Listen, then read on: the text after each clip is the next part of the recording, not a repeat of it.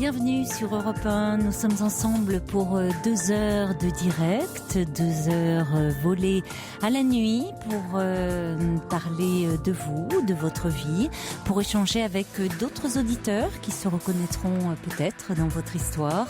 Jusqu'à 1 heure, la ligne est ouverte au 39 21.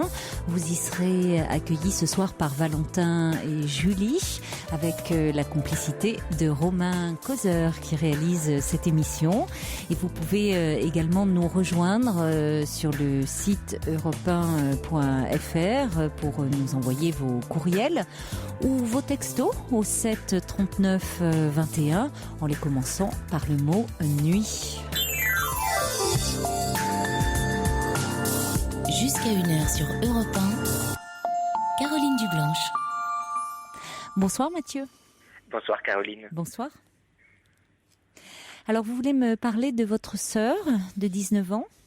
Oui, voilà. Alors en fait, la semaine dernière, ma sœur nous a annoncé, elle a dit qu'elle avait besoin que toute la famille soit là, et elle nous a annoncé brutalement qu'elle voulait devenir carmélite. Oui. Vous n'étiez, j'imagine, pas du tout. Ça a été un choc pour vous ou... Oui, complètement. Enfin, on savait qu'elle avait fait une retraite de 3 mois en monastère avant, mais déjà on savait pas que c'était un Carmel. D'accord. Et puis on pensait pas que ça déboucherait sur ça, quoi. Et D'accord. 3 mois déjà, c'est pas banal, hein, se retirer 3 mois dans un monastère. Et en plus, moi, j'ai un petit peu élevé mes frères et sœurs, donc. Vous êtes dans une famille très croyante, très pratiquante ? Pas très. Alors, en fait, moi, quand j'étais petit, en fait, j'ai beaucoup de différences avec mes frères et sœurs. D'âge ? D'âge, oui. Oui, pour les avoir élevés, certainement. J'ai 7 ans de plus que ma sœur. Oui. Et j'ai 9 ans avec mon plus grand petit frère et 10 ans et demi avec le dernier. C'est pas énorme en même temps pour qu'on vous ait confié cette délicate mission de les élever ? Non, mais je les ai pas vraiment élevés en fait. Mais c'est juste que ma mère en fait est un petit peu dépressive. Mm-hmm. Donc il lui arrive de passer la journée au lit et de se lever que pour aller aux toilettes ou manger un petit quelque chose. Oui. Et mon père, surtout quand mes frères et sœurs étaient petits, on habitait à Londres. Oui. Et mon père travaillait dans une banque. Oui. Et il rentrait à des 22h, 23h. Les dernières années, c'était encore pire. Des fois, il rentrait à 2h du matin. Oui. Donc, il n'avait pas le temps de... Enfin, il n'était pas là, quoi. Mm. Et donc, bon, il y avait une femme de ménage qui faisait la cuisine. Mais sinon, c'était... mais elle partait quand le dîner était prêt. Donc, le soir, j'étais tout seul. Enfin, c'est moi qui m'occupais de les faire manger, de les coucher. Puis... Oui. Et puis c'est arrivé, bon, avec mes frères, des fois il y avait un peu des petits problèmes en classe. Enfin, des fois mon père pouvait pas aller au rendez-vous avec la maîtresse, c'est moi qui y suis allé, quoi. Enfin, c'est terrible cet abandon affectif, moral dans lequel vous vous trouviez tous. On se sentait... Le problème, c'est que c'était pas comme ça quand moi j'étais petit, parce que... Quand vous étiez petit.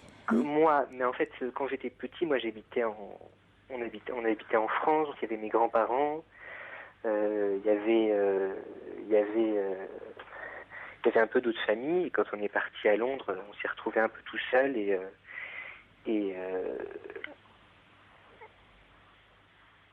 comme ma mère ne faisait rien, on pouvait pas, enfin mon père pouvait pas s'occuper de tout, quoi. Oui, mais enfin, entre ne pas pouvoir s'occuper de tout et finalement se consacrer exclusivement à son travail et que ça soit l'aîné de ses enfants qui prennent en charge les autres de ses enfants, alors que finalement vous aviez quand même pas tant que ça de différence d'âge et puis que c'était pas à vous de vous occuper de vos frères et sœurs. Et puis surtout, il avait une femme qui allait très mal. Parce que quand vous me dites que votre mère était un peu dépressive, vous ajoutez qu'elle se levait pour aller aux toilettes et puis manger un petit peu, elle était très dépressive, votre mère. Enfin, ça dépendait des moments, quoi.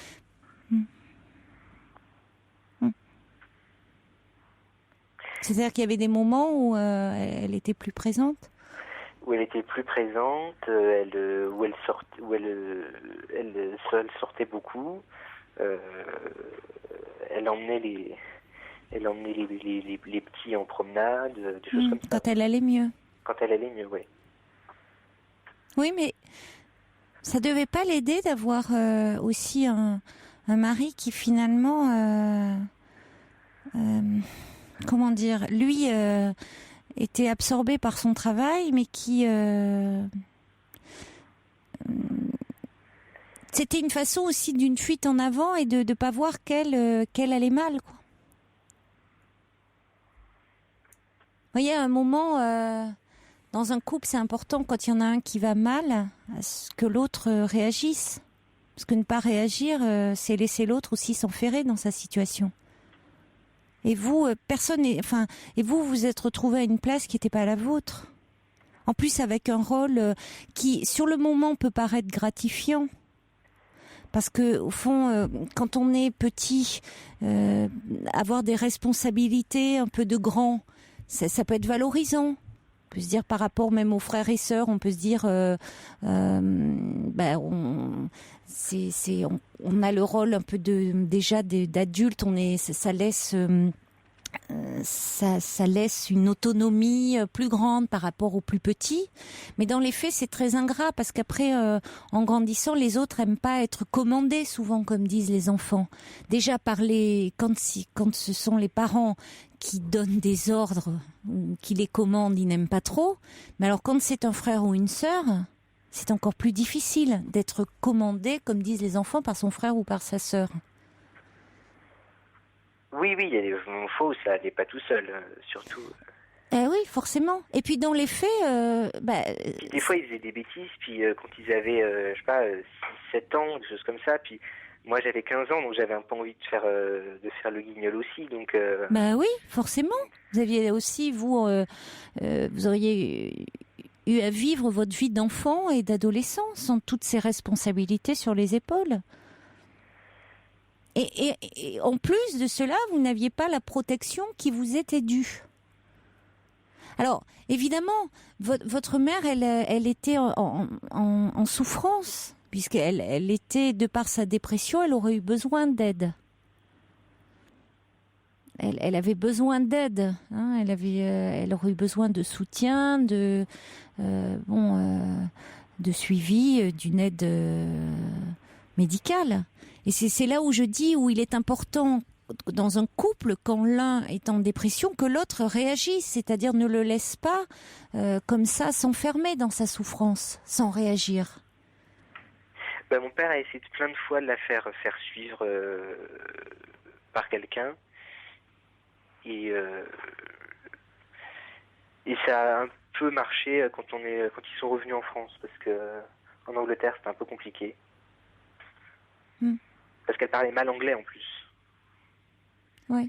Oui, si elle n'avait pas de vie comme ça sociale, de vie professionnelle, c'est compliqué. Même très mal, quoi. Ouais. Donc elle pouvait pas aller voir. Oui, elle restait. Et on avait, pour ce qui est de ma sœur, on n'avait pas tellement de. Enfin, je vois rien qui laissait prévoir ça, quoi. Il y a pas si longtemps, elle avait encore une photo de Leonardo DiCaprio au-dessus de son lit, quoi. Et puis un jour, mon frère a dessiné des moustaches Il dessus. s'est Et trouvé ça, un c'est autre un Dieu. drame, quoi. Ouais. Et c'était il n'y a pas si longtemps, quoi. Parce qu'elle a eu une période, enfin bon, pareil, il y a plein de filles comme ça. Sinon, à pareil, il n'y avait que des garçons. Donc je sais pas trop comment ça se passe souvent, mais... Elle avait un petit ami. Vous pensez elle traverse une période. Vous vous posez des questions sur sa foi, sur finalement sur ce qu'il en est. Vous pensez que c'est quelque chose. Elle est très jeune sur ce qu'il en est réellement de ce désir là de se consacrer comme ça à sa foi. Elle n'était pas particulièrement non plus croyante ou pratiquante jusqu'à non, présent. Avant, non. Non. C'était à la limite enfin, quand on... Il y avait mais c'est moi en fait à la limite qui ai eu le plus d'éducation religieuse parce Oui. que j'ai plus vu mes grands-parents Oui. qui s'occupaient beaucoup de moi parce qu'ils D'accord. habitaient presque la même rue Oui. que mes parents. Et mes frères et sœurs, eux, petits, ils les ont vus pendant les vacances, mais ils les avaient pas tout le temps présents comme moi j'ai eu. Mhm.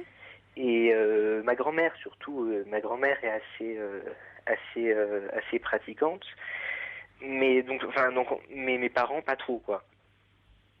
Bon, ils allaient à la messe de minuit et à Noël et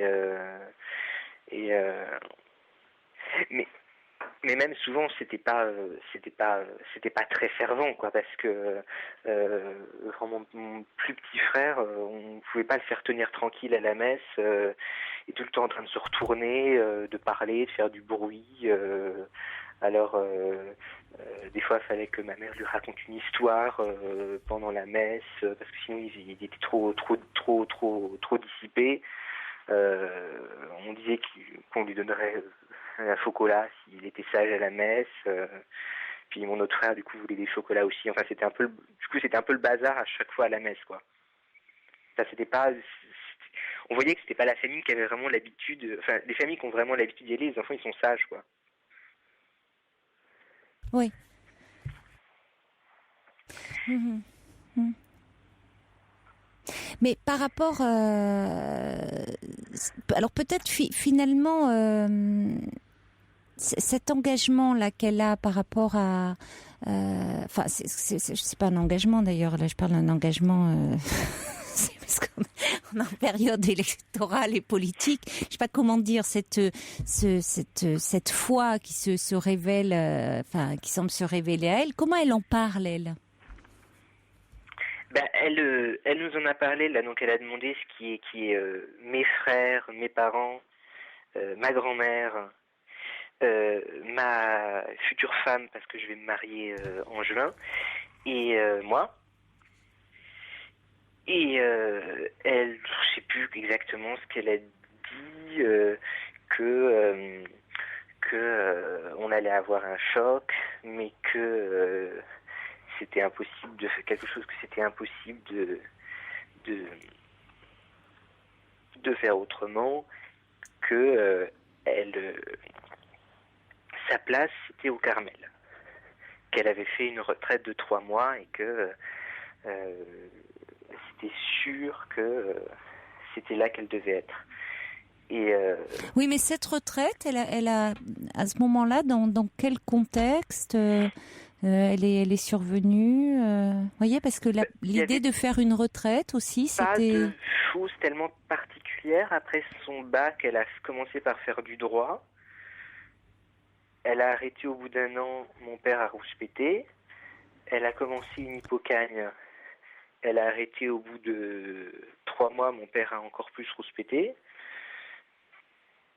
Et pas longtemps après, elle a dit qu'elle savait pas très bien où elle en était et que elle avait besoin de faire une retraite en monastère. Et comme mes parents ont dit que c'était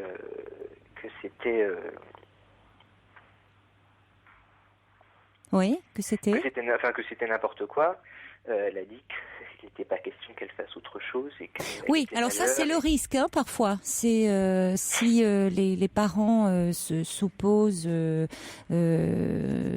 trop à une décision aussi intime, enfin ou quelque chose. Le jeune adulte peut s'enferrer, d'autant plus par esprit d'opposition aussi, plus que par réelle conviction.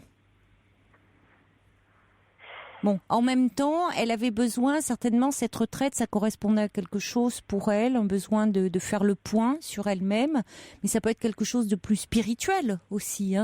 Maintenant, après, le choix qu'elle fait de devenir carmélite, c'est particulier parce que comment devient-on? C'est-à-dire ça supposerait quoi? C'est-à-dire là, elle va rentrer, voilà, comment ça se passe? En noviciat. Oui. Donc pendant 2 ans, elle va suivre exactement la même règle que les autres sœurs. Donc elle pourra voir personne, ou alors il y aura la clôture. Les sorties, c'est toujours accompagné par la prieure. Et au bout de 2 ans, elle va prononcer, elle peut elle choisit de prononcer ses vœux. D'accord. Oui, il y a quand même 2 ans. Elle n'est pas. Il y a 2 ans de réflexion, on va dire. Oui, en général, ils prennent quand même des précautions eux-mêmes. N'ont pas intérêt à faire entrer, même s'il y a une crise au niveau de comment dire, tant des prêtres que au niveau des sœurs aussi. Enfin, ils n'ont pas intérêt à faire entrer des personnes comme ça et qui ne sont pas sûres de leur conviction réelle. Donc bon, ça peut l'amener à réfléchir sur elle-même. Oui, mais en fait, elle a l'air. J'ai l'impression qu'elle changera pas d'avis parce que j'ai commencé à lui dire, mais tu te rends compte de ce que ça veut dire tu pourras pas parler du tout. Tu seras complètement enfermé. Et elle a répondu, elle m'a répondu, je comprends que ça te fasse peur, mais en fait, c'est exactement le contraire. C'est vous qui n'êtes pas libre parce que vous êtes complètement obsédé par des préoccupations quotidiennes de choses qui n'ont aucune importance. Mmh. Et moi, là-bas, je serais vraiment amoureuse. Je pourrais vraiment contempler le Créateur. Et je sais que c'est là la seule chose qui compte. C'est la seule chose qui compte, c'est ce qu'elle vous a dit. Ce qui est le propre de cet ordre, elles sont très contemplatives, les voilà, carmélites. c'est ce qu'elle a essayé de orientée vers la prière. Voilà. Et alors ma copine, pour détendre l'atmosphère, a dit comme ça tu prieras pour nous. Et qu'est-ce qu'elle lui a répondu? Ma sœur a dit que c'était très important qu'on lui demande ça, mais que les carmélites c'était l'ordre le plus amoureux du Christ et l'ordre le plus proche du Christ, et que la première tâche des carmélites c'était, paraît-il, de prier pour les prêtres. Et donc qu'il fallait qu'elle prie pour les prêtres avant même de prier pour sa famille. Ouais. Donc, ma grand-mère a pleuré, ma mère a pleuré. Mais c'est intéressant parce qu'elle renonce elle-même à... Vous voyez, elle se trouve... elle renonce à la famille, elle renonce à fonder une famille. Donc, dans la représentation qu'elle a de la famille, il y a quelque chose qui a été certainement douloureux pour elle et qu'elle sublime. C'est une interprétation un peu psy, après c'est pas mais il y a elle se retire elle choisit quand votre sœur lui dit tu prieras pour nous, non, elle dit elle va d'abord prier pour les prêtres. Vous voyez, la famille, elle la met hors jeu quand même, Oui, c'est ça qu'on... Or, c'est intéressant parce que vous avez commencé, Mathieu, et ça se comprend d'ailleurs, par parler, ça vous interroge beaucoup, ça vous questionne le choix de votre sœur, par parler de votre famille.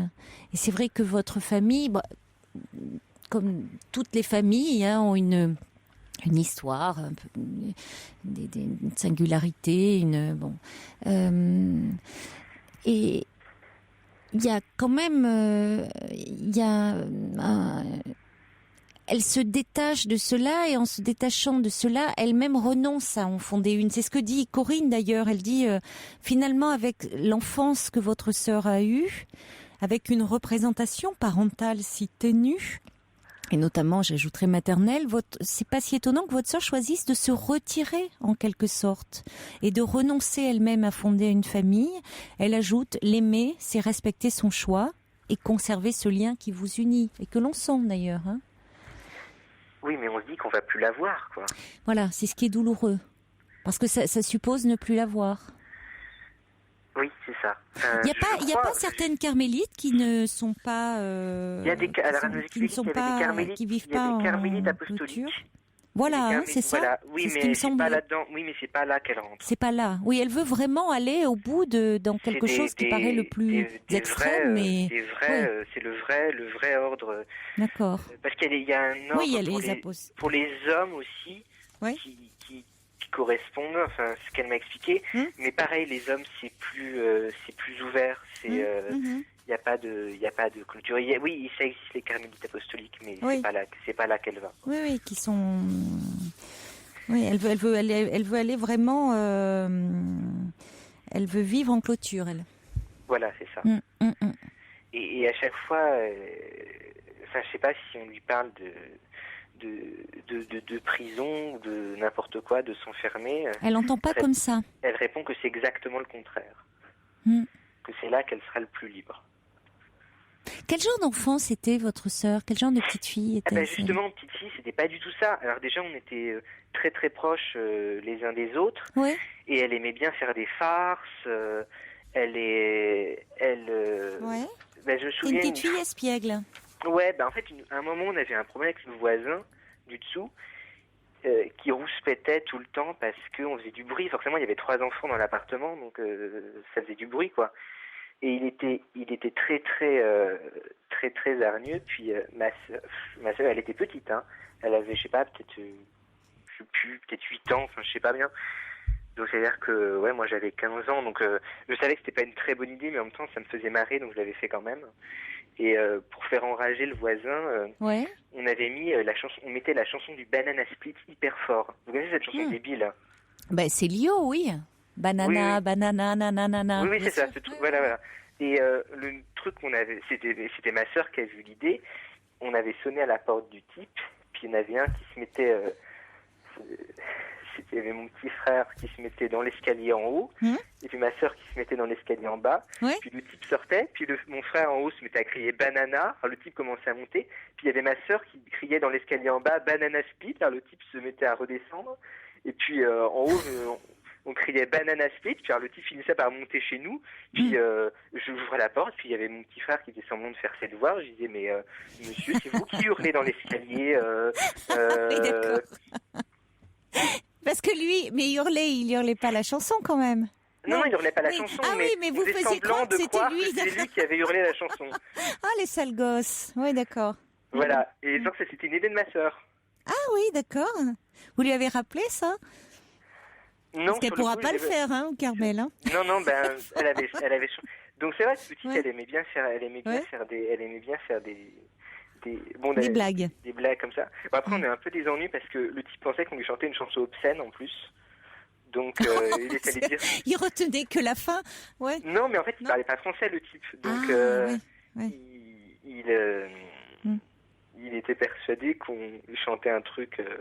Enfin, où il était persuadé, où il faisait semblant de croire pour qu'on se fasse engueuler par nos parents,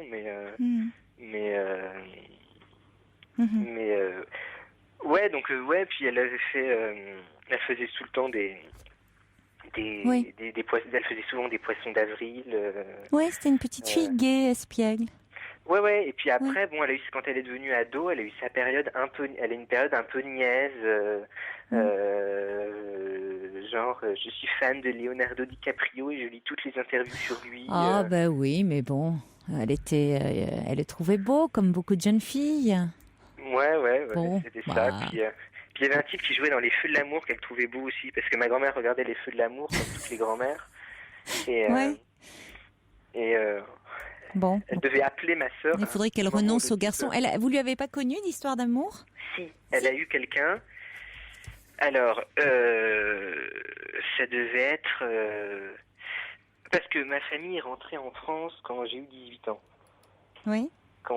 Donc, quand ma sœur était au collège et mes frères à l'école.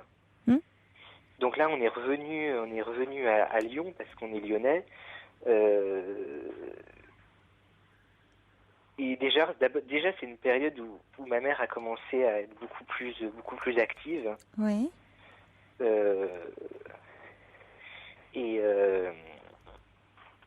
Moi, quand je suis rentrée, j'étais en classe préparatoire, donc j'étais aussi plus trop. Je continuais à habiter chez eux, mais j'étais plus trop disponible non plus pour m'occuper des autres. Bon, ma sœur, elle a eu sa période un peu niaise à 14-15 ans, quoi. Ouais. 16 ans, je sais plus bien. Et puis après, c'est vrai qu'elle s'est remise à pratiquer après, en sortant un peu de la période niaise. Ouais. Et elle a eu un copain. Alors je sais pas exactement. Autant mes frères m'ont beaucoup raconté leur première fois, autant ma sœur pas trop. Mais bon, c'est compréhensible aussi parce que c'était une fille, quoi. C'était un peu différent. Et donc elle a eu un copain. Ils étaient ensemble je crois qu'ils étaient ensemble en première. Je suis pas sûre. Ouais. En tout cas, ils étaient ensemble en terminale. Donc il y a pas très longtemps. Bah non, il y a. Puisqu'elle a 19 ans, votre sœur. Non, donc ils ont fait leur première année de droit. Ils faisaient du droit aussi. Oui. Donc ils ont fait leur première année. Donc c'est récent. Ensemble. Oui, donc ils sont sortis ensemble. Ils ont dû sortir ensemble au début. Ils sont restés ensemble 1 an à peu près. Ils ont dû sortir ensemble pendant les vacances entre la première et enfin après le bac, les vacances après le bac. Et pourquoi vous savez pourquoi ça s'est arrêté? Peut-être pas. Moi, je pense que c'est ma sœur qui l'a quitté. Moi, je pense que c'était que. C'est ce qu'elle vous a dit. Elle envisageait déjà. Je pense qu'elle envisageait déjà, oui. Oui, c'est la version qu'elle donne. Ouais.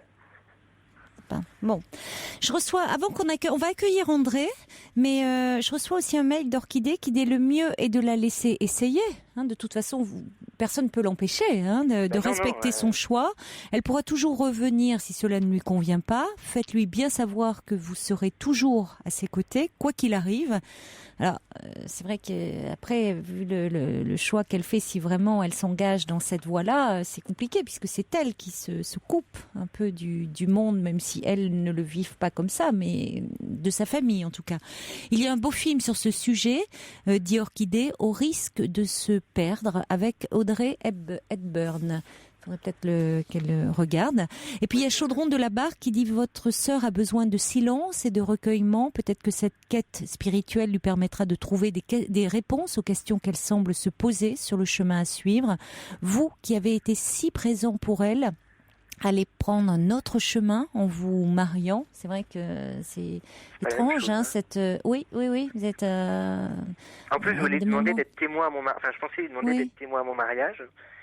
Et oui. Elle pourra pas être là à ce moment-là. Non, elle va rentrer en noviciat avant. Oui. Alors il ajoute votre jeune sœur n'est clairement pas dans cette perspective. Elle semble chercher sa voie. Après tout, sa voie VOIE, VOIX. Après tout, elle peut avoir un regain de spiritualité et souhaiter le vivre jusqu'au bout.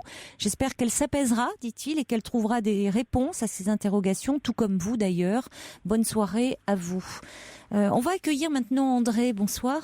Bonsoir. Bonsoir André. Bonsoir à vous, Caroline, que j'écoute bien toutes mes soirées. Je trouve long quand vous n'êtes pas là. Voilà, je voudrais dire à ce jeune homme qui s'inquiète pour sa sœur que le Carmel, c'est quand même pas une prison. Elle va rentrer, c'est logique que si elle en a envie, c'est une recherche peut-être, un désir, amené par quoi, si elle seule le sait, mais elle va rentrer et elle va vivre la vie du Carmel comme les carmélites, moins dures que celles qui sont déjà religieuses, pour faire ce qu'on appelle un postulat. Alors le postulat risque de durer 1 an ou 2 ans, peu importe, ça dépend. C'est une préparation, on pourrait dire, c'est tout. Mais où les religieuses qui travaillent avec elle, qui sont différentes, la voient vivre. Et la voient vivre la vie de tous les jours. Savoir, après, il y a des réunions avec la prieure, la maîtresse des postulantes, pas l'éplucher ni la surveiller, mais simplement voir la joie qu'elle a à tel endroit, ou la joie qu'elle a vers le jardin, vers la joie du chant, vers la joie de l'adoration ou autre. Mais il y a des heures bien précises. Et il y a des heures aussi de récréation. J'ai entendu rire des carmélites quand il m'est arrivé d'aller au Carmel, et je vous assure que c'est des éclats de joie. Elles sont au courant aussi des nouvelles du monde, elles ont les informations, elles ne vivent pas recluses. Et puis au bout de ces années de postulat, 2, 3, je ne sais pas, ça dépend des personnes évidemment, il y a un premier petit engagement. Un premier engagement, mais qui la laisse encore libre de repartir, de changer. Et il y a la période du noviciat, qui va durer un peu plus longtemps, où là, elle va décider que oui, c'est lourd, ou peut-être que le Carmel, on lui dira peut-être aussi que le Carmel est peut-être trop dur pour elle, ou peut-être il y a d'autres ordres religieux, ceux qui s'occupent des malades, des hôpitaux, des enfants ou autres, beaucoup de diversité. Et où elle peut trouver qu'elle se plaît là au Carmel, et tout le monde peut trouver que c'est bien. Et là, il y a encore d'autres vœux qui l'engagent d'une façon un peu plus engageante, si vous me permettez ce double mot, mais toujours avec d'autres religieuses. Alors il y a les parties de silence, il y a les parties prière, il y a le lever tôt, la prière et se recoucher, le régime, c'est pas ça qui est trop difficile, mais vous voyez, les clarisses, c'est bien plus difficile, car les clarisses n'ont pas de quoi manger. Eh ben, elles attendent qu'on leur apporte, par exemple, les clarisses de Reims. Quand elles étaient à Reims, eh bien, on entendait des fois sonner la cloche, on savait que les religieuses n'avaient pas à manger. Eh bien, on leur portait des œufs, on leur portait des légumes, c'est tout. Et puis, c'est tout, c'est leur vie.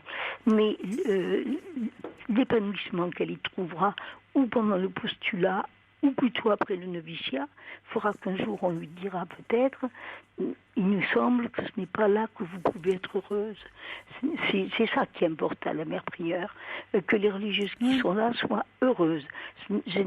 Si on n'est pas heureux, que ce soit dans n'importe quel choix de vie, on ne fera pas du bon travail.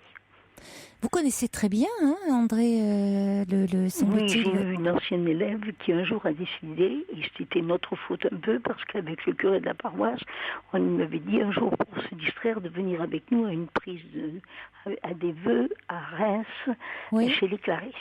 Oui. Or, elle était rentrée, nous, il ne semblait pas du tout qu'elle était faite pour la vie religieuse. On la connaissait bien, on voyait qu'elle dépensait largement de l'argent en bêtises. Elle s'était engagée, elle faisait du ménage dans une famille, elle était très très appréciée. Et puis un beau jour, c'était dans une famille de vendangeurs, et 2 jours avant les vendanges, elle leur annonce qu'elle s'en va assise. Alors, vous voyez, quand on a organisé les vendanges, quelqu'un qui veut se donner aux autres et qui n'est pas là présent quand on a besoin, après son surtout pour les vendanges, c'est important aussi. Voilà, il y a quelque chose qui va mal. Mais elle est allée quand même chez Clarisse. Nous, on était ennuyés parce qu'on disait, on aurait dû l'emmener voir plusieurs couvents pour qu'elle choisisse. Oui, elle est allée dans le plus dur. Elle est allée là-dessus parce que nous, on l'avait amenée là. Et bon, ça a duré. Le père curé de la paroisse l'avait prévenu l'évêque que il me semblait que ça ne collait pas. D'autres personnes aussi, pas par critique, mais pour l'aider, ne pas se fourvoyer dans un chemin où elle ne serait pas heureuse, parce que c'est ça, au fond. Oui, c'est ce que vous dites, c'est très, ce que vous dites, l'important, hein, c'est ça, on va dire, c'est qu'elle soit heureuse. Et c'est vrai, je reçois des mails qui vont dans ce sens. Il y a Carole qui dit, ma tante a été carmélite pendant plus de 50 ans. C'était une femme extrêmement joyeuse, très au fait de l'actualité, très cultivée. Nous lui rendions visite au parloir et la fête et la joie étaient toujours au rendez-vous. La vie recluse et spirituelle n'est peut-être pas qu'un renoncement, dit Carole. Non, c'est vrai que quand on voit, j'ai vu des reportages, alors j'avoue ne pas savoir si c'était des carmélites ou pas, mais alors moi ce qui m'avait frappé, c'était les beaux visages qu'elles avaient mais c'est vrai, on aurait dit qu'elles étaient touchées par la grâce. C'est fou, c'est une mécréante qui dit ça, mais vraiment, on aurait vraiment dit qu'elles avaient de très beaux visages, et c'est vrai qu'il y avait des éclats de rire, il y avait quelque chose de l'ordre de la joie qui se dégageait de ces femmes. Le visage de Thérèse de Lisieux. Mais oui, mais non, mais c'est vrai. Et ces femmes là qui étaient vraiment de chair et d'os, je les ai vues là dans le reportage. Elles étaient belles. Il y avait quelque chose de rayonnant. C'est le mot. Hein, alors que bon, parfois dans nos vies, on a l'air hyper stressé. Même des massages n'en viennent pas à bout. Mais là, il y a, je sais pas, il y a quelque chose qui se passe. J'ai dit une religieuse. Au fond, vous faites le vœu de pauvreté, chasteté. Bon, mettons entre parenthèses, c'est que il est vrai. Obéissance. Mais nous aussi, nous les pratiquons dans les foyers, dans le mariage. Obéissance, souvent, pauvreté aussi, souvent. Et il y a une autre vie, il y a un rythme, les unes sont employées au jardin, et le lendemain, peut-être, elles vont préparer la messe à la chapelle. Il y a le plein chant grégorien qui est quand même un moment de joie. Il y a leur récréation pendant laquelle il faut de la couture, mais il y a des récréations qui sont vraiment des récrés de jeunes qui sont dans la joie, l'apaisement, la structure. Et puis, au fond, comme dans une vie religieuse, comme dans une vie matrimoniale, on peut changer, on n'y est pas. Oui, c'est ça. Elles peuvent, si vraiment elles se rendent compte que, supposons, au bout de, une fois que la période, à la fin du noviciat. Voilà, à la fin du noviciat, si elles se rendent compte que c'est pas possible, elles peuvent partir. Oui. Mais si au bout de, je sais pas moi, 5 ans, elles se rendent compte que c'est plus pour elles peut partir aussi. Oui, elles peuvent partir aussi. À tout moment. Voilà, c'est une discussion, ça, avec la supérieure, elles en ont souvent, avec la supérieure, qui s'apercevra bien, puis celle qui travaille avec elle, leur compagne, qu'elle n'est pas bien, qu'elle n'est pas gaie, que peut-être parce qu'elle est malade, donc le docteur viendra la voir et puis c'est tout. Peut-être parce qu'il y a un souci à la maison qu'elle porte et qu'elle n'ose pas dire, encore que le courrier puisse être connu de la supérieure. Mais pour des tas de raisons comme celle d'un foyer, en définitive, on n'y est pas quand même enferré. Oui, vous dites c'est pas une prison. Non. Alors il y a Paul aussi qui dit le noviciat est un temps de découverte, de mûrissement de sa vocation. Voilà, c'est le mot que je cherchais. Absolument. Ensuite, on fait les premiers vœux qu'on renouvelle chaque année. Le temps de discernement est long avant les vœux perpétuels. L'accompagnement est sérieux, s'accompagne d'une formation. Seulement des personnes équilibrées sont admises à l'issue de ce temps de probation. Pas de souci, Mathieu.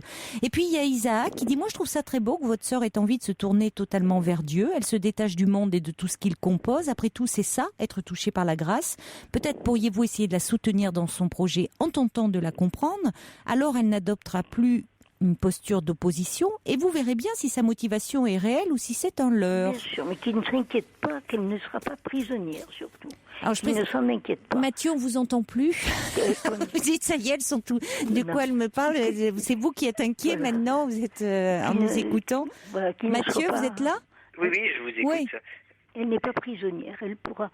Et puis, je précise pour ceux qui nous rejoignent, vous êtes bien sur Europe 1 et pas sur Radio Notre-Dame, parce que j'imagine que des gens qui se brancheraient, là, ils diraient, mais de quoi parle-t-on mais par exemple, il y a aussi une chose qu'il y a depuis Vatican II, c'est qu'en supposant que votre maman ou l'un de vous soit gravement malade, elles ont des permissions pour aller aider à soigner aussi leur propre famille. D'accord. C'est pas, autrefois, ça n'existait pas. C'est depuis Vatican II. Donc, elle n'est pas coupée de vous. Vous irez la voir. Autrefois, la clôture, c'était quelque chose d'affreux. Il y avait une grille, un rideau noir derrière. On ne voyait pas la figure. Maintenant, vous les voyez. Moi, j'ai vu à Reims les vœux d'une religieuse. Elle était africaine. Et c'était des sœurs africaines qui étaient là. Et elles arrivaient au début de la messe en dansant chez les Clarisses de Tinqueux, à Reims, qui était bien connu. Bon, et on sentait la joie de vivre là.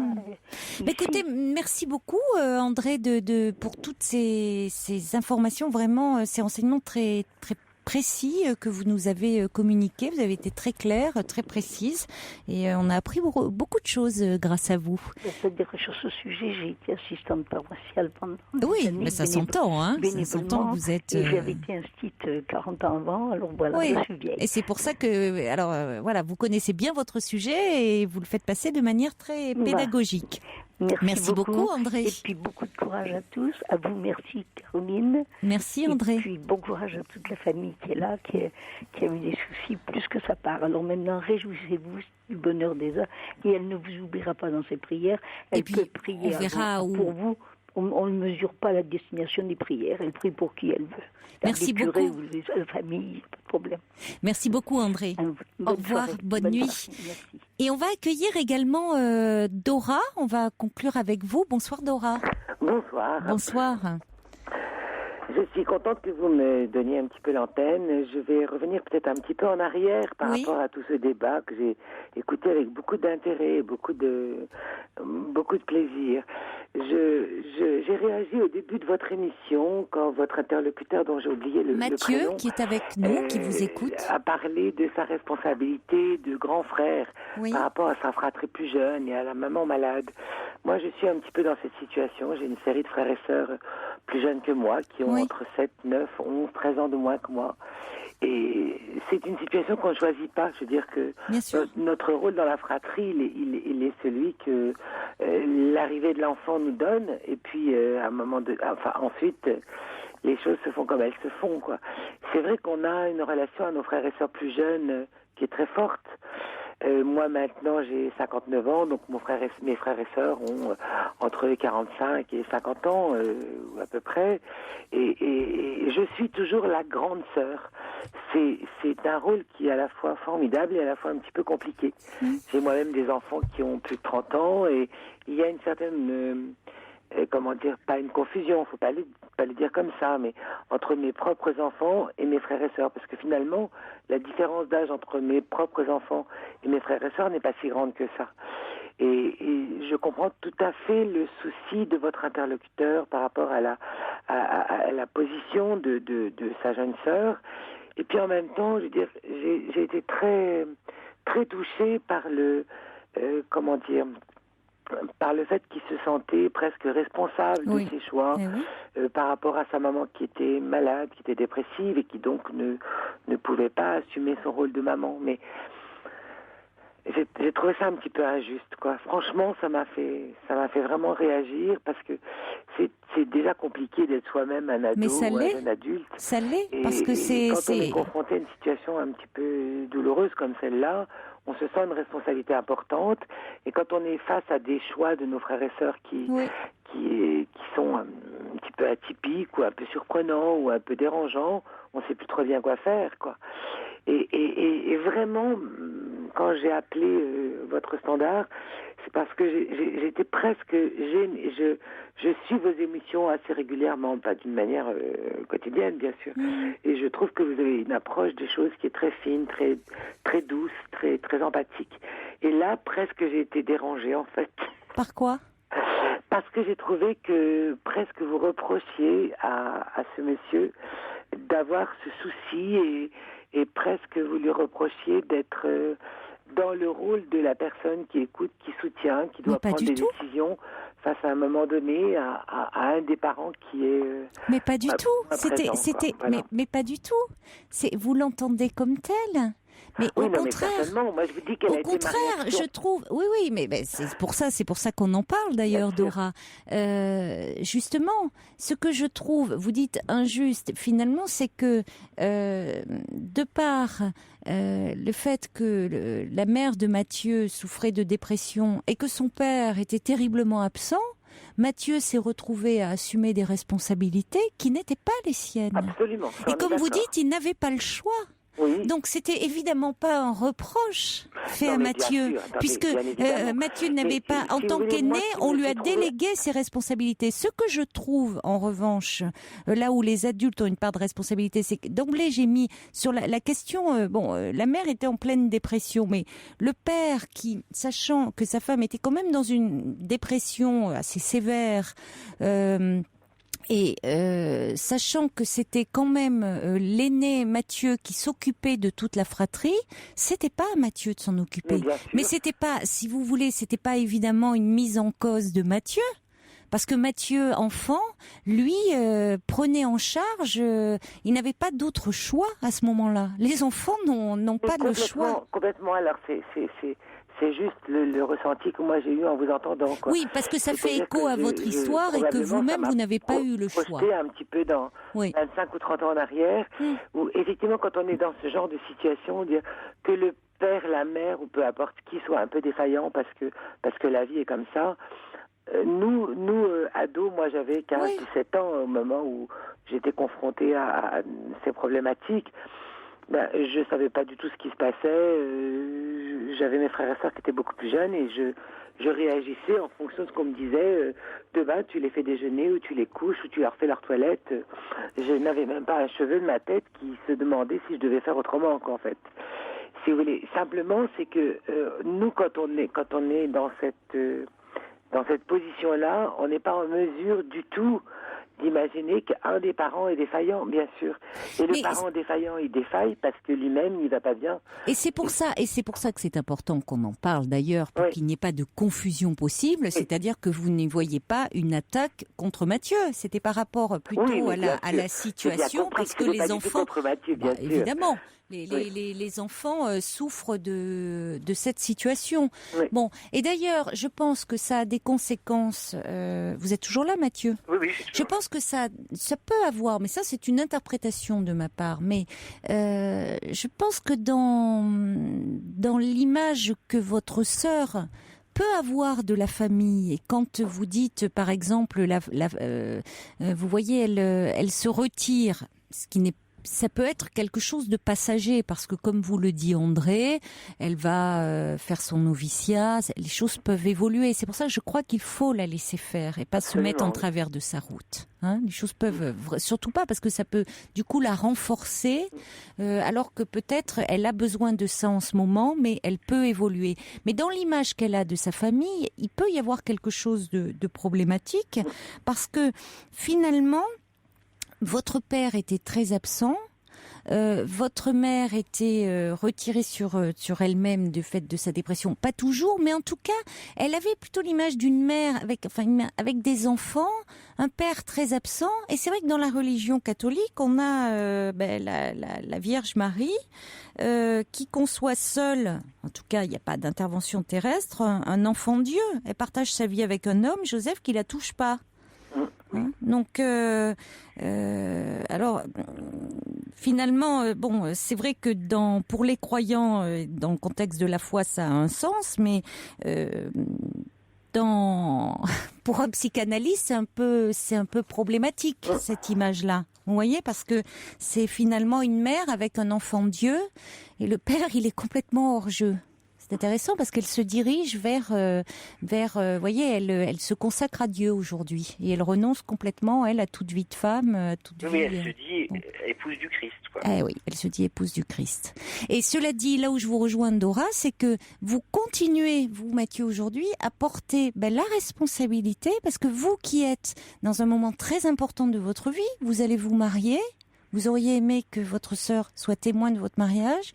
Il y a quelque chose de votre joie à vous qui est entamé, parce que voilà, ce choix vous bouleverse et ça se comprend. Et vous en portez la responsabilité comme un parent. Vous continuez ce rôle-là. Là, il y a mes parents qui ont été aussi vraiment très très chamboulés, et mon père qui m'a dit l'autre jour. Qui pensait que c'était de sa faute parce que on avait eu, qu'il s'était pas assez occupé des enfants petits et que ça avait été trop comment dire, qu'ils avaient pas été assez présents. Oui, mais je comprends que ça les amène à se poser beaucoup de questions. C'est vrai.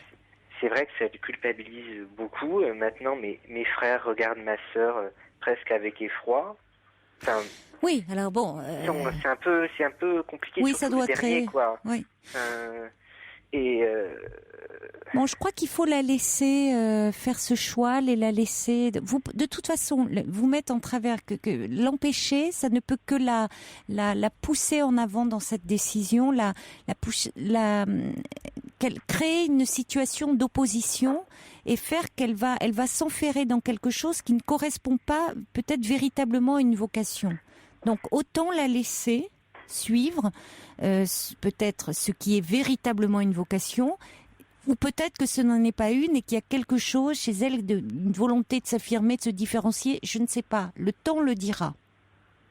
Et aussi ce qui se passera dans ce noviciat. Mais que vos parents se questionnent, ça se comprend, Mathieu. Maintenant, vous, il faut que vous pensiez à votre mariage aussi. Vous pouvez pas continuer comme ça à vous sentir tout le temps, vous voyez, le devenir de vos sœurs, de vos frères. Vous avez aussi votre vie à construire. Oui, voilà. C'est ça. Hein? C'est bon, mais vos parents, oui, ils se questionnent, c'est normal, ça se comprend. Merci en tout cas, Dora, de votre intervention. Je vous en prie. Et comme dit Angie, au Carmel, elle ne manquera pas de mère.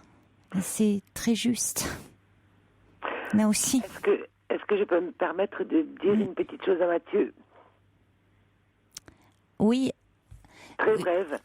C'est juste lui dire qu'il a certainement été un grand frère formidable et qu'il n'a pas à s'inquiéter du tout de sa sœur d'aucune manière, et que la relation qui se construit comme ça entre un grand frère ou une grande sœur et des frères et sœurs plus jeunes, à un moment donné, parce que la vie nous entraîne comme ça, et puis voilà, c'est en même temps une richesse extraordinaire. Et même si nos frères et sœurs ont parfois des cheminements qui nous surprennent ou qui nous étonnent, cette relation magnifique qui s'est créée entre nous parce que la vie nous a conduits comme ça, c'est vraiment une richesse formidable. Et moi, je vois avec mes frères et sœurs plus jeunes qui ont eu des accidents de la vie, qui ont eu des choses difficiles à gérer.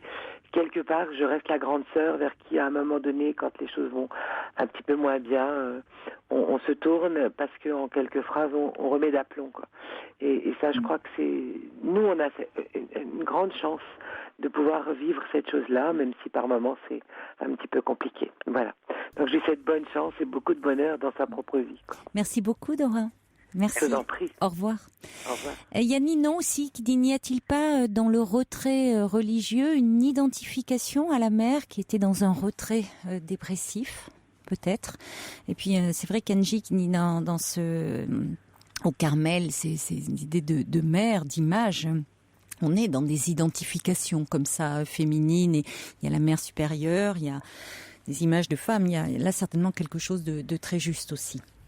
Où les hommes sont complètement hors jeu, il y a un Dieu, il y a Dieu. Hein. Ça, il y a quelque chose, je pense, certainement de très symbolique. Mais vous ne pouvez que être présent, l'écouter et voilà, ne pas peut-être dire qu'elle prenne le temps d'en parler, voilà, avant rester un peu... qu'elle parle d'elle ou de son enfance, de son histoire, vous verrez bien, mais il y a ce temps du noviciat où elle peut, où elle prendra le temps un peu d'y réfléchir. Vous voyez, rien n'est pas définitif, ce qui est plutôt rassurant quand même. Oui. Je pense que c'est ce qu'il faut vous dire. Hein, ce qu'on espère, c'est que ça va pas lui plaire, quoi, mais j'y crois pas trop. J'ai l'impression qu'elle est quand même... assez décidé qu'il y avait pas mal de force qui émanait d'elle, et c'est ça aussi qui nous a un peu impressionnés, quoi. Enfin, il me semble. Merci beaucoup, en tout cas Mathieu, pour votre témoignage. Bon courage à vous, et puis merci, plein Caroline. de belles choses pour votre mariage. Hein, plein de vœux de bonheur à vous. Au revoir. Au revoir. Pour parler à Caroline Dublanche, appelez le 39 21 34 centimes les minutes.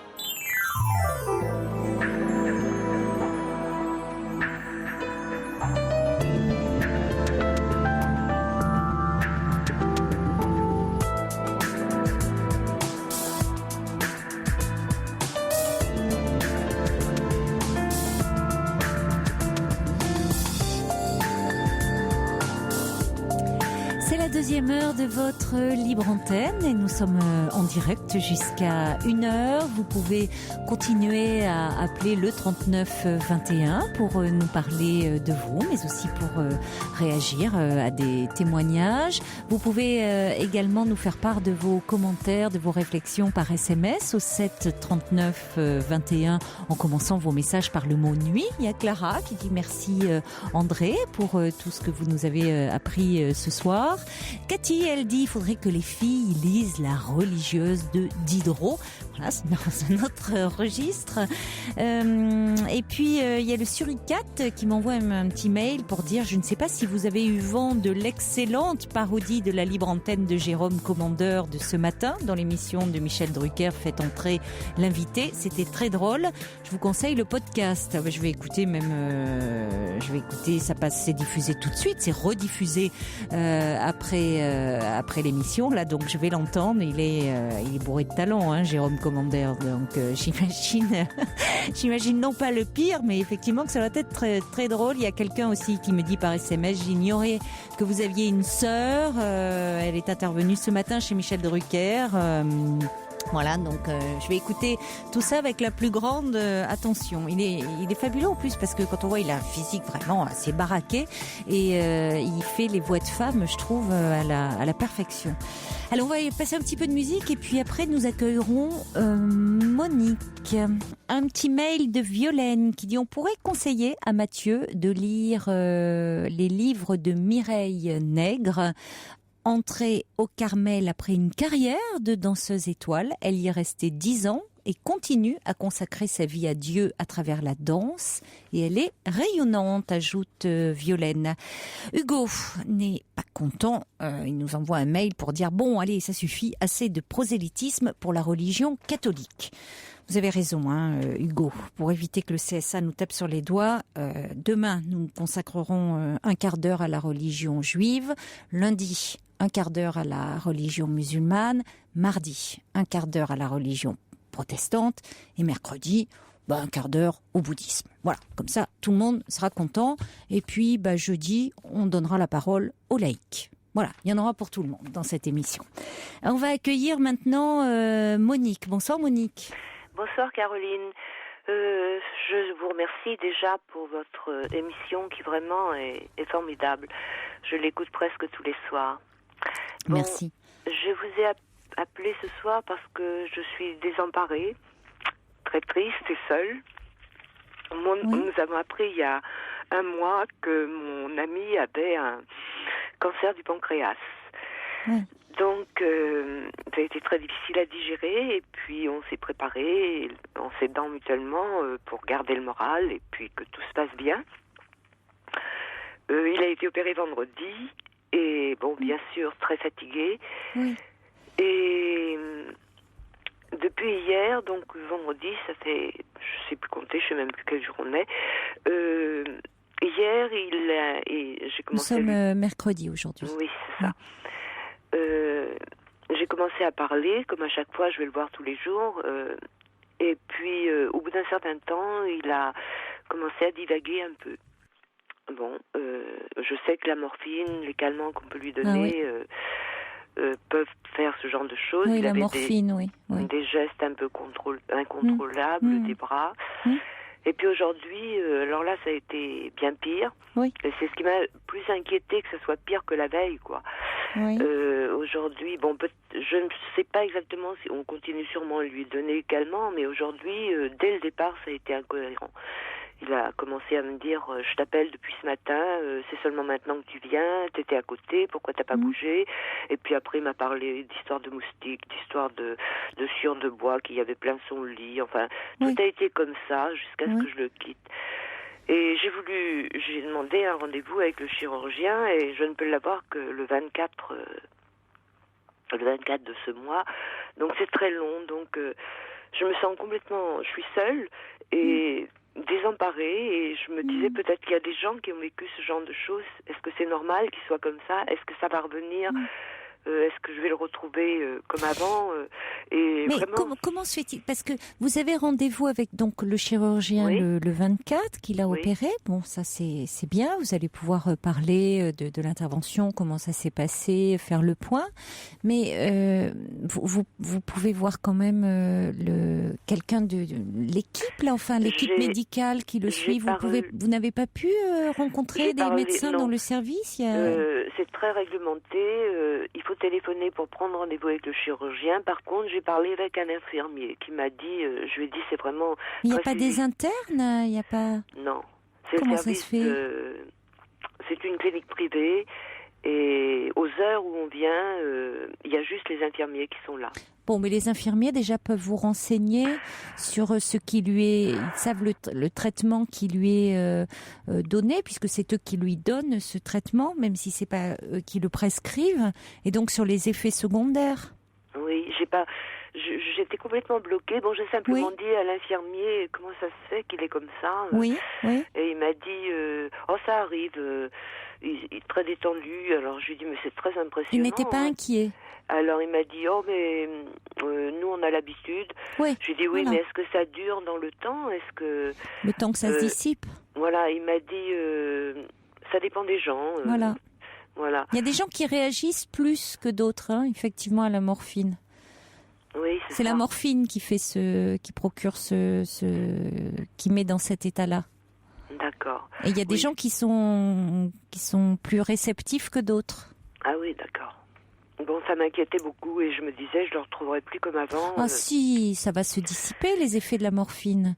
Mais là déjà, il ne souffrait pas physiquement. Mais non, du coup, c'est pour éviter la opération. Donc, évidemment. Donc, si on administre de la morphine, c'est pour éviter la douleur. C'est bon. Bien sûr. Mais la morphine peut créer comme ça un état de confusion. D'accord. Passager. Oui, ça revient après. Ah, bien sûr. Bien sûr que ça revient. Parce que oui. J'étais complètement paniquée en rentrant, en me disant mais c'est pas possible qu'il soit comme ça maintenant. Vous voyez, oui, vous étiez, oui, parce que vous pensiez avoir un échange.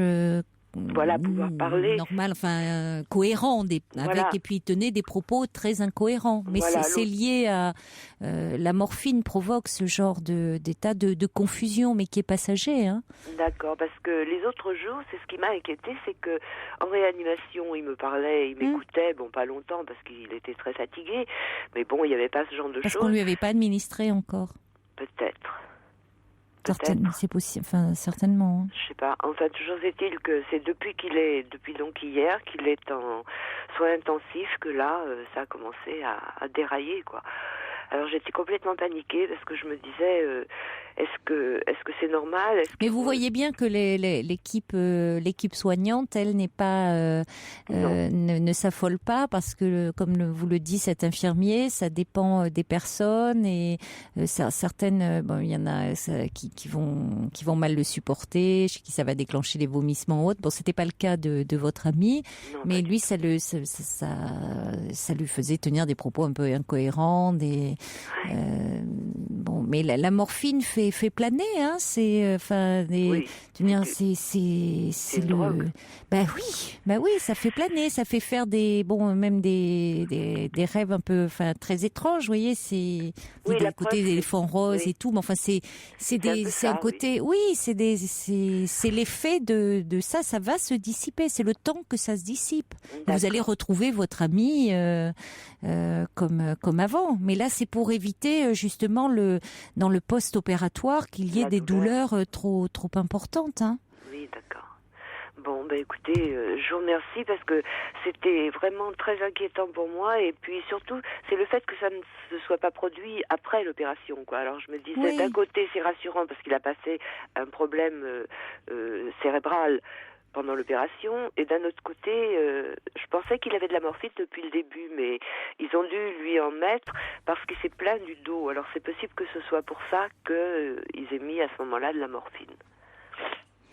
C'est possible parce qu'il n'a pas de pompe à morphine. C'est eux qui lui administrent. Il est branché de partout, d'accord, bien sûr. D'accord. Oui, puisqu'il est en soins intensifs. Alors, ce qu'il y a, c'est que je suis un peu figée. Je ne me reconnais pas parce que moi qui pose des questions, qui demande, là, je pose pas de questions et je rentre après en me disant et pourquoi ceci et pourquoi cela.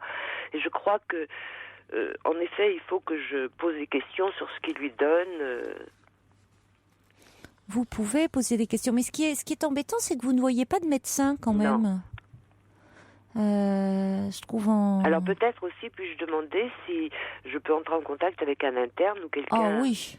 Parce que le chirurgien, c'est très bien, il a fait son travail. Oui, mais ça, le chirurgien, c'est normal, il a fait son travail. Voilà. Bon, lui vient, que vous le revoyez après pour faire le point, pour les suites.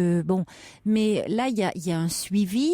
Alors, les infirmiers sont là pour administrer les traitements, mais ces traitements sont prescrits par des médecins. Voilà. Donc, si vous voulez, vous pouvez tout à fait demander à voir quelqu'un, quand même. D'accord, oui. Pour être un peu rassuré, vous voyez, parce que c'est important de ne pas rester comme ça dans cet état d'angoisse. Vous êtes, de toute façon, il y a de l'angoisse. Il y a de l'angoisse par rapport, évidemment, à la maladie, le fait de l'intervention, mais en plus par rapport à cet inconnu, au fait que il y a plein de choses que vous ne maîtrisez pas, et puis là, vous vous trouvez face à votre compagnon qui n'est pas le même, et qui n'est pas le même parce que on lui administre ce traitement. Mais les effets vont se dissiper.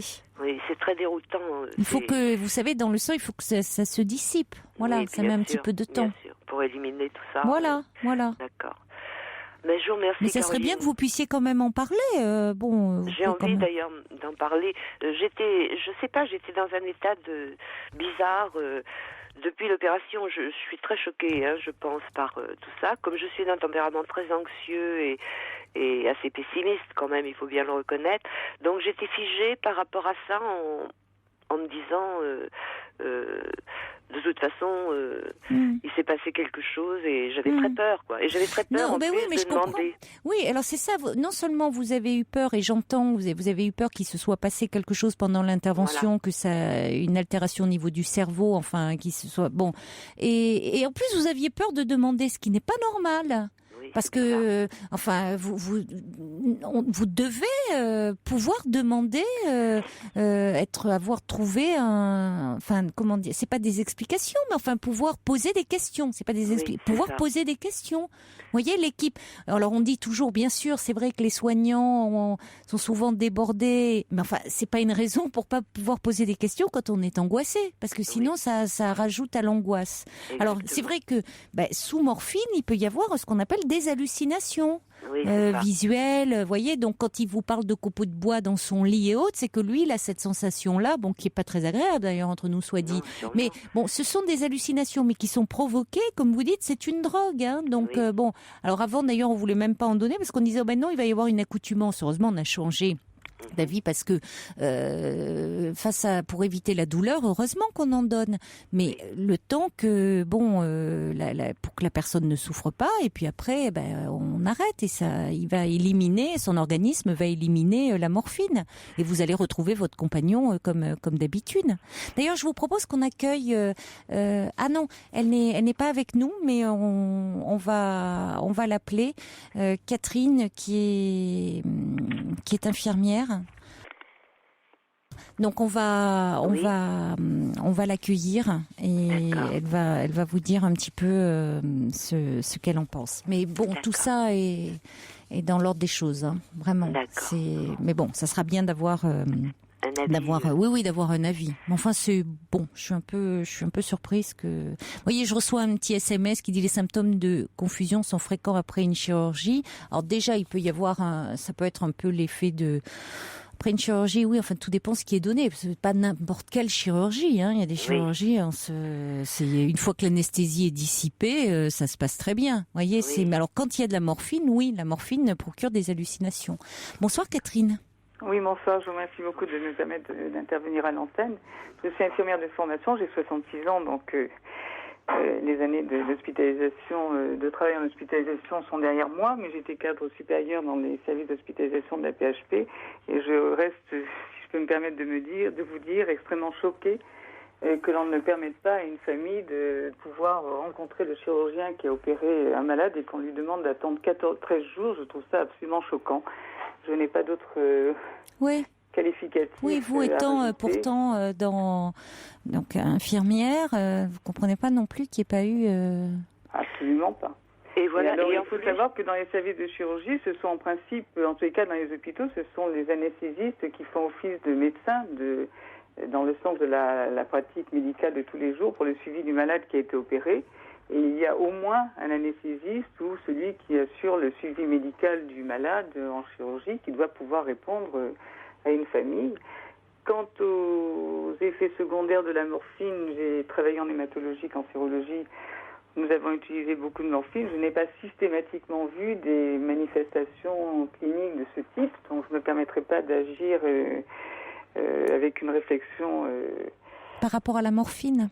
Je ne dirais pas systématiquement que c'est lié, mais c'est possible que ce soit lié. Mais en tous les cas, dans une pathologie qui est lourde comme celle de cette intervention, il me paraît tout à fait logique d'exiger, je crois qu'il faut exiger, de ne pas accepter d'attendre ce délai aussi long pour pouvoir avoir des informations médicales. Et en plus, il ne faut surtout pas avoir de scrupules, je crois, et vraiment se montrer très ferme dans cette attente. Oui, c'est ça. Vous vous dites carrément, elle peut exiger. Enfin, ça, là où on a l'impression que Monique, enfin, n'ose pas, enfin, se sent pas dans son bon droit de demander qu'est-ce qui se passe, quoi. Je m'inquiète, j'ai peur. Pourquoi il tient des propos un peu délirants, hein, et ça se comprend que du coup vous soyez angoissée. Alors, je reçois un message qui dit « C'est toujours impressionnant de voir nos proches sous l'effet de la morphine. J'ai assisté cela avec mon grand-père qui ne me reconnaissait plus. » Moi, j'étais moi-même sous morphine. J'ai eu un problème de santé extrêmement grave. Oui. Et je n'ai pas du tout déliré, j'en suis absolument certaine. Oui, mais c'est ça. Ça dépend des personnes. Hein. Ça dépend des personnes, oui. Ça dépend des doses aussi. Et des doses, évidemment. Mais dans le principe même de l'information médicale, je crois qu'il est absolument inadmissible d'attendre ce délai. Il peut y avoir des évolutions de l'état de santé qui peuvent exister dans ce délai et parfois on pourra n'avoir qu'à regretter de ne pas avoir demandé un avis et de ne pas avoir reçu les informations justifiées après une intervention et au cours de l'hospitalisation. Si on a envie d'avoir une information tous les jours, c'est notre droit. Bon, écoutez... Je suis très sèche quand je dis ça, mais ça m'importune beaucoup. Et... Non, mais c'est important. C'est important et en plus, on ne voulait me donner rendez-vous qu'au mois de mai. Oui, mais... Et c'est parce que j'ai dit, mais ça n'est pas possible, je suis hyper inquiète, voilà ce qui se passe et je veux absolument un rendez-vous. Elle m'a dit, alors le 24. Alors, vous voyez, là je reçois un mail d'une autre Catherine qui est médecin. Et qui intervient souvent dans l'émission. On l'a eu en direct à l'antenne ou par mail. Donc je confirme, c'est pas un mail comme ça fantaisiste. Qui dit si les chirurgiens, elle confirme ce que vous dites d'ailleurs, Catherine. Si les chirurgiens ne sont pas visibles, les anesthésistes sont là en permanence. Vous devez exiger de voir un anesthésiste qui tient lieu de médecin de permanence et qui doit être là 24 heures sur 24. D'accord. Il faut absolument signaler ce phénomène de façon urgente, en particulier les mouvements anormaux, en plus du discours, qui est anormal. Elle insiste sur les mouvements. Les mouvements, les gestes saccadés. Voilà. D'accord. Bon courage à vous, mais enfin, elle dit qu'il faut absolument signaler ce phénomène de façon urgente. Je suis ravie qu'elle ait eu la décision d'intervenir dans ce sens. Je partage tout à fait cet avis. D'accord, donc c'est un anesthésiste que je demande à voir. Voilà, c'est ce que dit Catherine, et effectivement un anesthésiste qui tient lieu de médecin de permanence et qui doit être là 24 heures sur 24. Voilà. D'accord.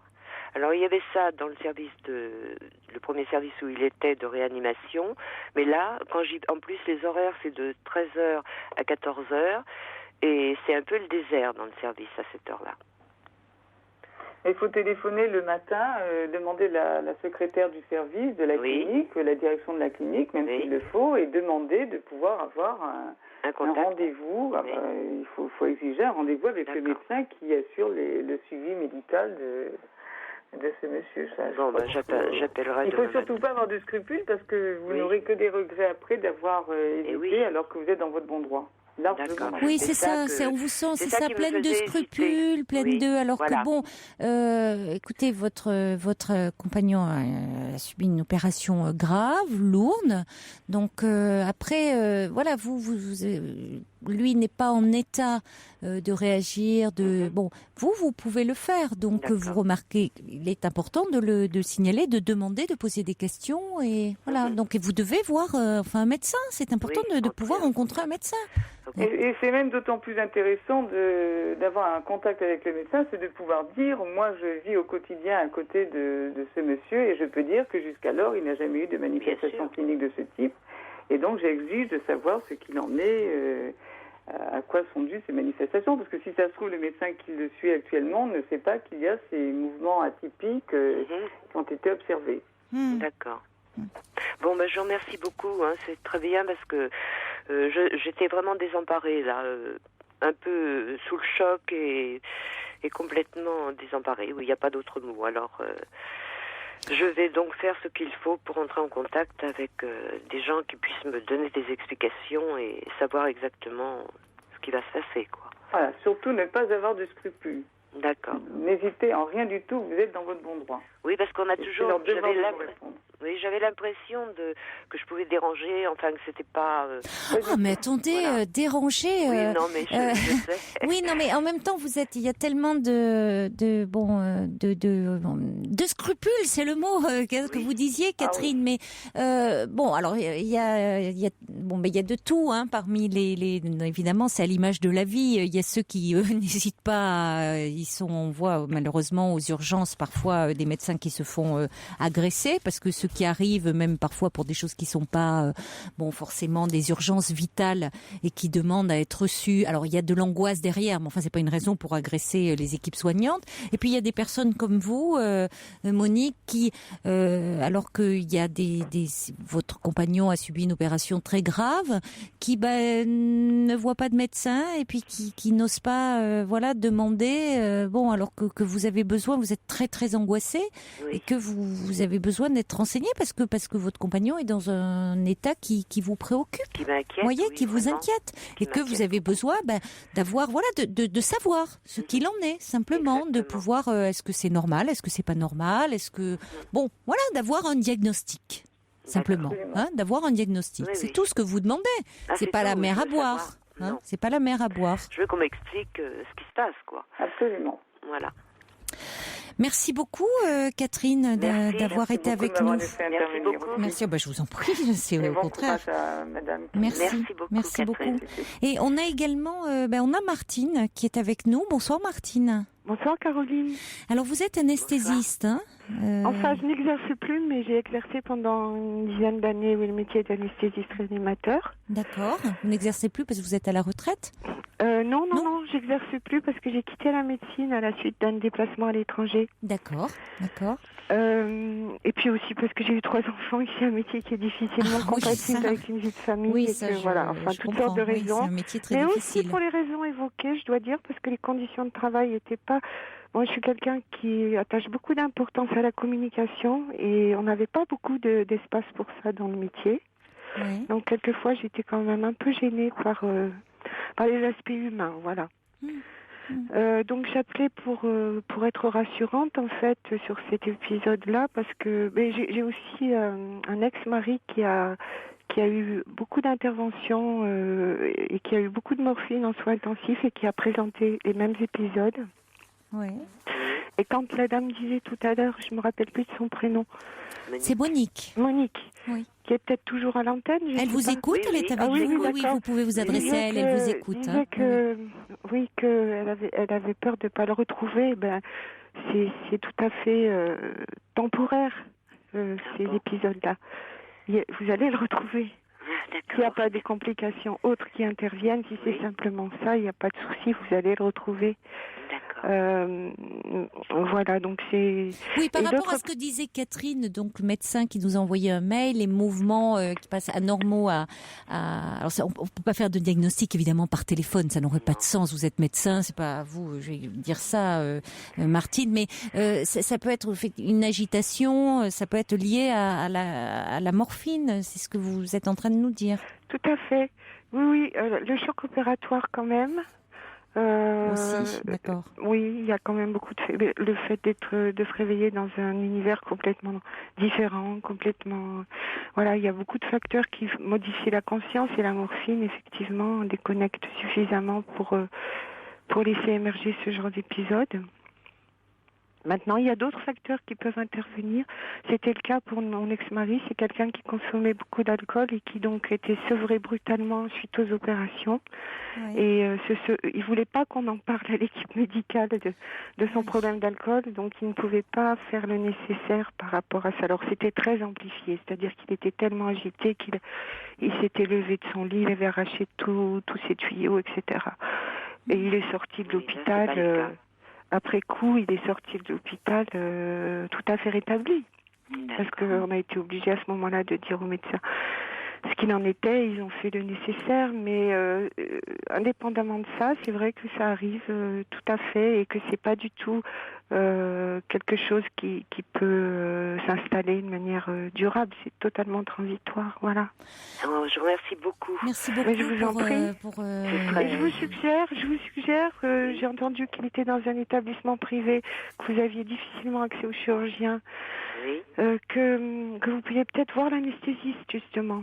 D'accord, c'est ce qu'on m'avait déjà dit et je vais téléphoner demain matin pour demander un rendez-vous avec l'anesthésiste. Parce qu'en principe, c'est eux qui surveillent les suites opératoires immédiates, qui font ce qu'on appelle la réanimation, c'est-à-dire les programmes de perfusion et de médicaments. Le chirurgien, lui, une fois qu'il a refermé, il vient voir si la plaie est propre, si le pansement va bien, etc. Il prend note de l'état général du malade, mais ce n'est pas lui qui le suit sur un plan métabolique. D'accord. Et donc c'est plutôt l'anesthésiste réanimateur, mais c'est vrai qu'on pense pas souvent à eux. Non, c'est vrai. On pense plus au chirurgien. Oui, exactement, alors que lui, il fait son travail, et après, pour lui, c'est pour ainsi dire terminé, quoi. Tout à fait. À part la surveillance de la plaie. Et j'étais axée sur le chirurgien uniquement. Oui, c'est tout à fait compréhensible. et en fait, c'est comme disait Caroline tout à l'heure, c'est une très bonne idée aussi que vous voyez le chirurgien par rapport aux gestes opératoires qu'il a pu faire. Oui, bien sûr, mais c'est moins urgent, disons, que... Mais pour le problème qui vous occupe aujourd'hui, ça serait plus du ressort de l'anesthésiste. Oui. D'accord. Je vous remercie beaucoup. Mais je vous en prie. Les renseignements. Et ça me rassure tout ça. Oui, je comprends. Et puis je vais vous dire, moi donc j'ai vécu ça aussi en tant que famille. Oui. Parce que j'avais gardé des rapports très étroits avec mon ex-mari, que j'ai toujours d'ailleurs, bien qu'on soit divorcés depuis 19 ans. Oui. J'ai été passer Noël avec eux. Enfin bon, ça se passe très bien. En effet, oui. Et là, d'ailleurs, il est hospitalisé aujourd'hui et sa femme m'a appelé pour me tenir au courant, etc. Et donc, ce que je voulais vous dire, c'est que... ça m'échappe, mais c'est important.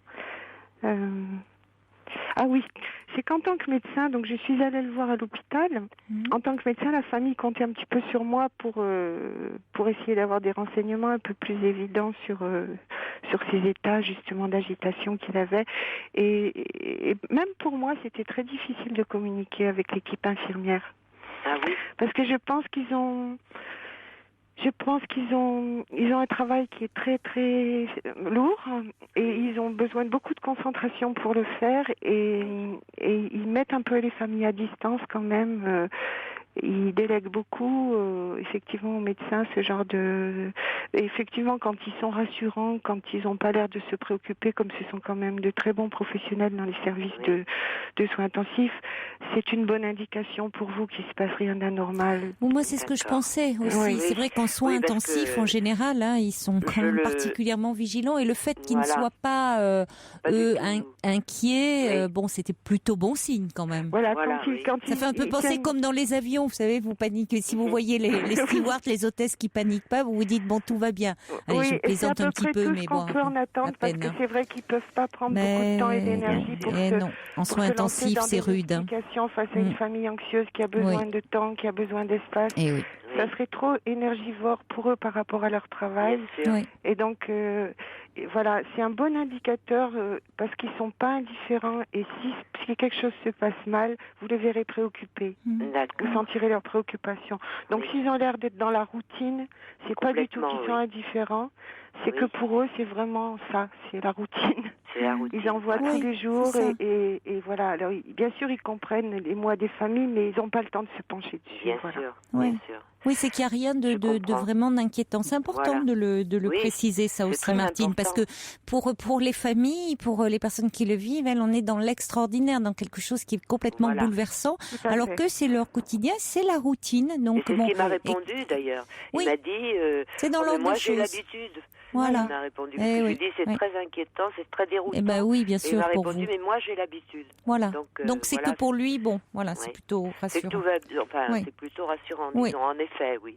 Voilà.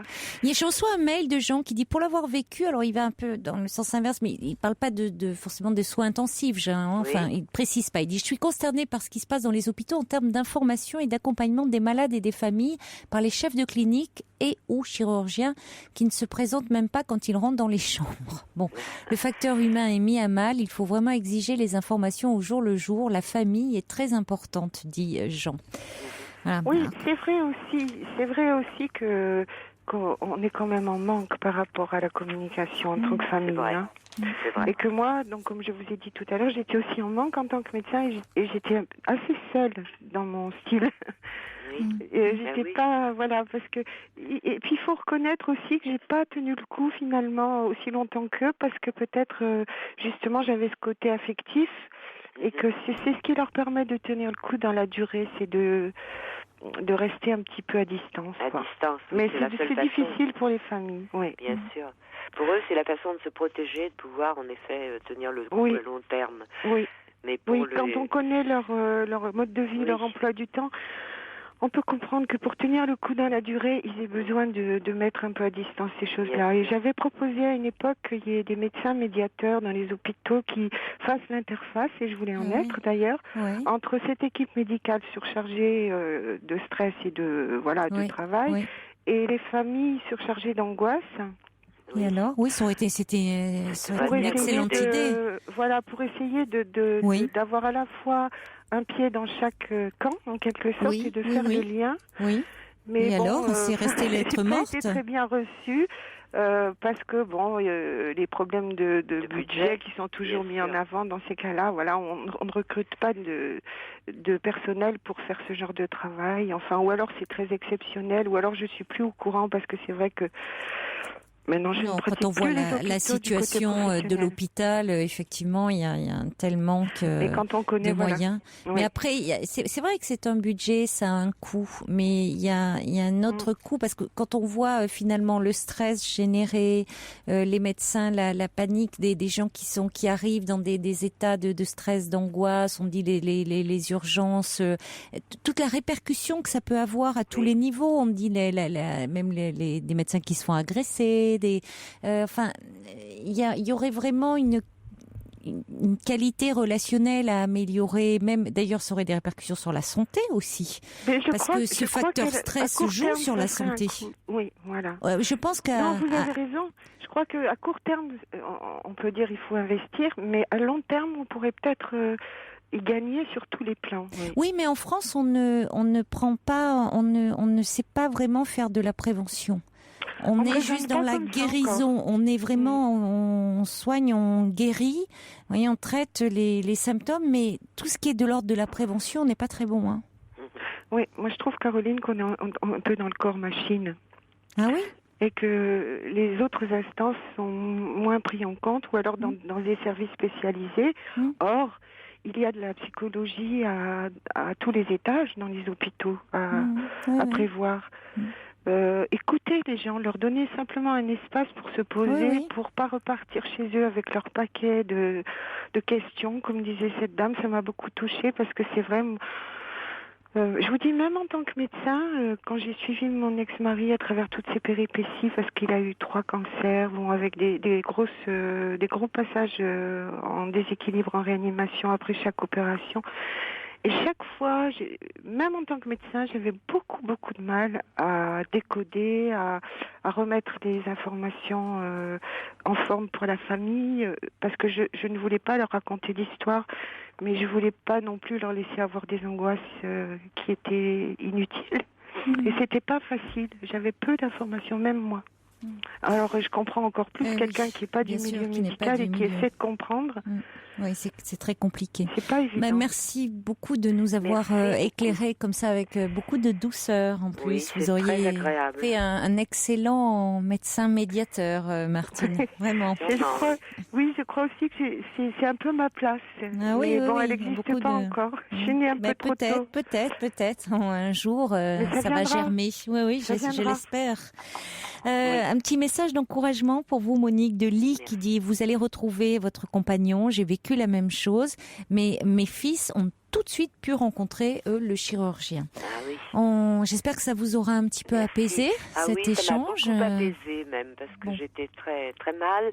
Et là, ça m'a bien apaisé. J'ai eu des informations et je sais à qui m'adresser maintenant. Et je vais le faire, je vais poser des questions. Merci beaucoup à Catherine. À tous ces gens merci beaucoup à Catherine, Martine, à tous ceux qui se sont manifestés. Très bon courage à vous, Monique. Merci beaucoup. Merci. Caroline. Au revoir. Bonne soirée. Au revoir. Et merci beaucoup, Martine, pour tous ces renseignements. Je vous écoute beaucoup, Caroline. Merci d'être intervenue ce soir. Ça nous a beaucoup aidé. Au revoir. Bonsoir, Laura. Bonsoir. Bonsoir. Bonsoir. Écoutez, moi, je vais dire la même chose que tout le monde. Je vous écoute depuis le début et merci, tous les sujets m'intéressent. Voilà, mais j'ai jamais osé, évidemment, de parler, ce qui me concerne. Et puis, j'écoutais le dernier sujet et je suis tout à fait d'accord. Je trouve qu'il faudrait absolument un médiateur, une médiatrice, parce qu'il y a un problème déjà avec la mort en France et dans d'autres pays aussi. Mais il y a vraiment des choses c'est un tabou et puis en plus, à ce niveau, à ce sujet-là, il y a vraiment beaucoup de choses à faire.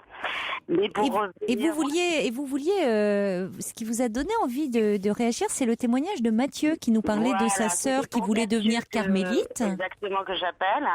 En fait, curieusement, moi je suis d'origine italienne et j'ai la famille en Sicile, du côté de ma mère et du côté de mon père à Turin.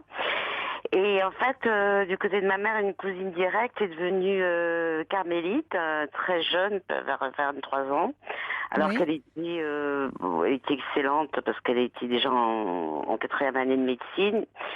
Et une autre cousine du côté de mon père, cette fois-ci, qui s'appelle exactement comme moi, à Turin, qui était architecte. Donc je veux dire 2 filles vraiment très intelligentes, vraiment très très indépendantes aussi. Et puis elle, beaucoup plus tard, elle est rentrée autour des 35 ans, etc. Voilà. Et qu'est-ce qui s'est passé dans leur vie Les deux, effectivement, je pense que c'est toujours des choses assez graves qui se passent. Alors du côté de ma cousine Alda, là, en Sicile, c'est 4 filles, et donc elles ont perdu leurs parents très jeunes. Elle devait avoir 20-21 ans. Mais déjà, elle avait la foi. Elle voulait être... elle avait un fiancé, mais elle voulait faire... c'est ce qu'elle voulait être. Et sa mère, sachant qu'elle était qu'elle avait beaucoup de capacités, elle voulait pas. Et puis, évidemment, quand sa mère est décédée, au bout de 6 mois, elle a laissé tomber sa petite sœur qui avait 18-19 ans et elle est devenue carmélite. Et pour toute la famille, ça a été dur parce que, c'est impressionnant quand on est carmélite. Elles étaient 30, il fallait... je vous dis ça parce que, en Italie, on est très gourmand, surtout en Sicile. Même si vous amenez des gâteaux, des canoles, il fallait emmener 30 canoles pour tout le monde. Il y a un côté festif aussi parce qu'ils vivent, en fait, de l'aumône, etc. Et puis, bien sûr, ils font plein de choses aussi. Ils ont des potagers, ils peuvent faire de limoncello, etc. Et du côté de ma sœur, de ma cousine Laura, elle faisait des contes. Je sais qu'elle faisait beaucoup ça. Alors les deux, du côté de ma cousine par contre Laura, elle a perdu son frère. Voilà. Lorsqu'elle était en 4e année de médecine? Non, ça c'est celle de Sicile. Elle a perdu ses parents et après donc, Oui, mais celle qui était en 4e année de médecine, pourquoi alors qu'elle avait commencé, elle avait passé le plus dur, elle était en 4e année de médecine. Qu'est-ce qui fait que là elle décide de devenir c'est comme si, c'est peut-être pas comparable. Les gens qui se suicident, on sait pas trop des fois pourquoi ils se suicident. Là c'est la même chose et puis ils vous le disent pas quoi. C'est c'est quand même si Mathieu vous écoute, c'est pas forcément vous voulez dire c'est un suicide social? Oui, voilà, je pense, exactement. Vous le pensez comme ça, mais quelqu'un qui à la fois ne le vit pas comme ça. Non, ne le vit pas comme ça. Oui. Mais les deux sont sortis, c'est-à-dire Alda, elle est sortie quand même assez jeune, parce qu'elle était 2 fois, et Laura, elle vient de sortir la semaine dernière. Donc elle m'a appelée, enfin elle n'est pas sortie la semaine dernière, elle est sortie il y a 2 mois. Mais elles sont restées combien de temps? Eh ben les 2, 10 ans, à chaque fois. D'accord. C'est curieux, ouais. C'est curieux, oui. Ouais, et qu'est-ce qui fait qu'elles ont décidé de sortir? Eh ben, alors c'est pareil, elles vont pas vous le dire vraiment. Alors pour Alda, bon, plus elle est beaucoup plus secrète.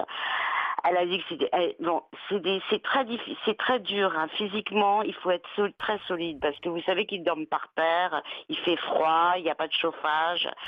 Alors, ils ont des problèmes de rhumatisme, d'arthrose, etc. C'est quand même très difficile d'y vivre. Hein. On croit que, bon... mais elles ont tenu 10 ans quand même. Elles ont quand même tenu 10 ans. Et pourtant... Moi, les deux, surtout Alda, pour elle, c'est un échec quand même de sortir. Pour Alda, elle le vit comme tel. Comment ? Elle le vit comme tel. Voilà.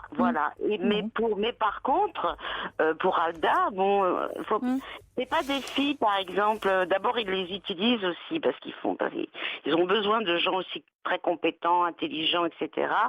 Mais aussi, elle a refait sa vie, Alda, parce qu'elle était assez jeune, donc elle est devenue prof de religion. Elle parcourt, même elle va à l'étranger. C'est une fille très débrouillarde. Mais elle va partout. Puis vous savez que vous allez partout quand vous êtes, parce qu'il y a des endroits magnifiques où on peut aller, des couvents, etc. Elle connaît là tous les plans où elle est. Hein.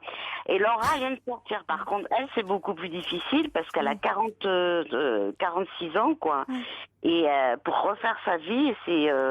écoutez, ça reste possible encore. Ça reste possible. En tout cas, merci de nous avoir parlé de ce parcours de vie. Bon, c'est assez... ça serait intéressant. Moi, j'avoue que j'aimerais bien avoir vos cousines au téléphone parce que c'est quand même des tranches de vie, je trouve assez extraordinaires. J'aimerais bien les avoir en ligne pour qu'elles me parlent de ce qui a pu se passer, pourquoi elles sont rentrées, qu'est-ce qui est sorti aussi, surtout. Parce que ce retour dans le monde, comment elles le vivent, j'avoue que je serais assez intriguée et j'aimerais beaucoup les avoir en ligne. Merci beaucoup, Laura, de nous avoir appelés. Au revoir. Jusqu'à 1h sur Europe 1, Caroline Dublanche.